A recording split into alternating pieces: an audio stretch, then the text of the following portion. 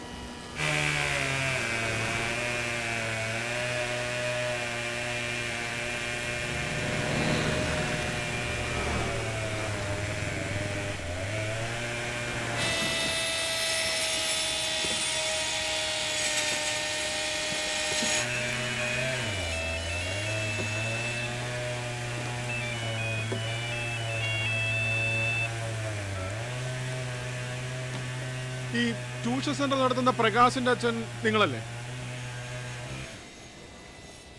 പ്രകാശിന്റെ അച്ഛനാ ഞാനാ എന്നവൻ പറഞ്ഞ? അല്ല, എനിക്ക് പുള്ളിയെ കണ്ടിട്ടൊരു ആവശ്യം ഉണ്ടായിരുന്നു. അതിന് ഇവിടെ പറഞ്ഞതിന് അവൻ താമരയ്ക്ക് എടുത്ത് ചോദിച്ചു വയ്ക്കണം. അവിടെ ചെന്നപ്പോ അവിടെ നിന്ന് പോയെന്ന് പറഞ്ഞു. വായി തൊലയിട്ട് അവനിവിടെ വീടും കൂടിയൊന്നും ഇല്ല.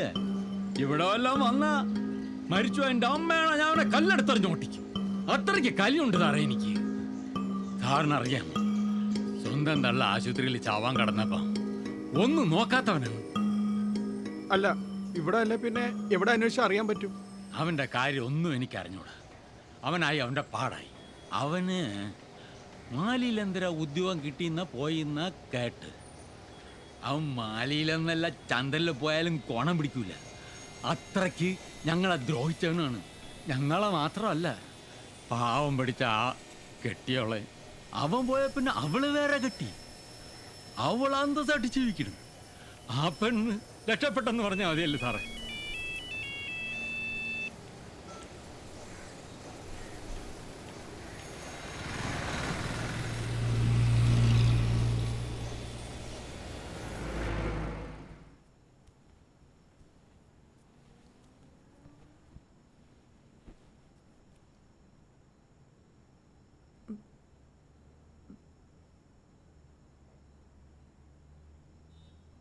മോളെ, പരീക്ഷയല്ലേ, പഠിക്കണ്ടേ?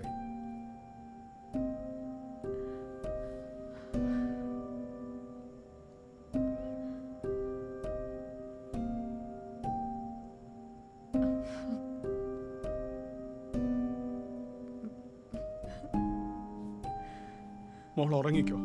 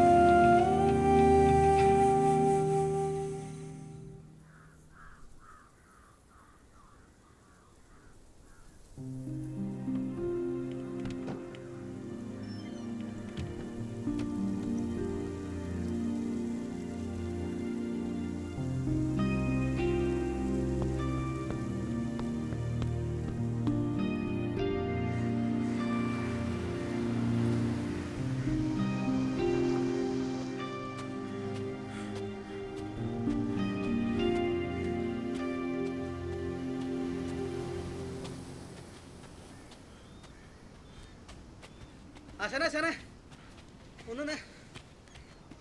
മോഹനോട് സ്ഥിരം നടക്കാൻ വരാറുണ്ടോ? അങ്ങനെയുള്ള ദൂശ്യരൊന്നും എനിക്ക് നേരത്തില്ല. പിന്നെ എന്താ ഇവിടെ? അല്ല, ഞാൻ ആശാനെ കാണാൻ തന്നെ വന്നാണ്. എന്താ കാര്യം? ആശാനെ പണച്ചാക്ക് നേടണ്ട കേട്ടിട്ടുണ്ടെങ്കിൽ ആ, എന്നാ ഞാൻ അങ്ങനെ ആളെന്ന് കണ്ടെന്ന് മാത്രമല്ല, ആശാന്റെ വീട് സ്ഥലം ഞാൻ കച്ചവടമാക്കിയിട്ട് വരുന്നത്. രഹസ്യം പാർട്ടി എന്ന് പറഞ്ഞ രഹസ്യം പാർട്ടിയാ. ഇനി എഴുത്തൂത്ത് എന്ന് നടത്താന്ന് മാത്രം ആശാൻ പറഞ്ഞാൽ മതി. ബാക്കിയെല്ലാം കറണ്ട് പോലെ ടക്കിനെ നടത്തും. എന്റെ വീട് സ്ഥലം കൊടുക്കാൻ പോകണമെന്ന് നിന്നോട് ആരാ പറഞ്ഞേ? പുഷ്പരാജൻ ആശാനെ വരുമോൻ, അല്ലാതെ ആരും പറയാൻ. പുഷ്പരാജൻ? നീ അല്ലാതെ അവന്റെ വാക്കും കേട്ട് ഇറങ്ങുമോ? നീ നോക്കിക്കോ, നിന്നെയും കൂടെ അവൻ തൂക്കി വിറ്റുകളെ. അമ്മാതിരി മോലാവൻ. ഞാൻ പറഞ്ഞത് ആശാന്റെ മോക്ക് കൊടുക്കാന്ന് പറഞ്ഞ 4.5 സെന്റും വീടൂലേ പനവിള മുക്കിലുള്ളത്, അതാണ്. അല്ലാതെ ആശാൻ താമസിക്കുന്ന വീട് സ്ഥലം കൊടുക്കണമെന്നല്ല ഞാൻ പറഞ്ഞത്. നീ കേട്ടാ അത് കൊടുക്കാൻ പോണെന്ന് ഞാൻ പറഞ്ഞത്?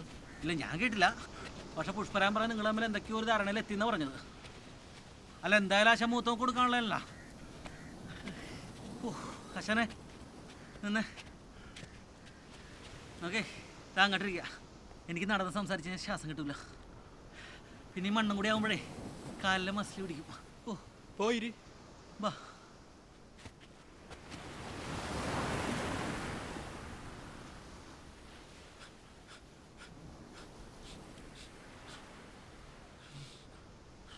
ആശാനി തിരുവാതിര നിർത്താമോ?